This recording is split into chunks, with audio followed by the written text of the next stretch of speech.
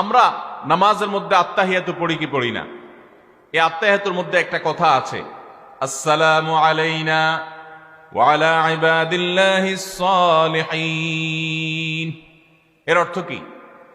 এর অর্থ হলো, হে আল্লাহ, নামাজের মধ্যে নামাজরত অবস্থা দোয়া, এখানে দোয়া করছে মুসল্লি, হে আল্লাহ আসসালামু আলাইনা, আল্লাহ আমার প্রতি শান্তি বর্ষিত হোক, আমাদের প্রতি শান্তি বর্ষিত হোক, ওয়া আলা ইবাদিল্লাহিস সালিহিন, এবং আল্লাহর যত নেককার বান্দা আছে সারা পৃথিবীতে, সারা দুনিয়াতে যত নেককার বান্দা আল্লাহর আছে, এই সকল নেককার বান্দাদের প্রতি আপনি শান্তি বর্ষিত করেন।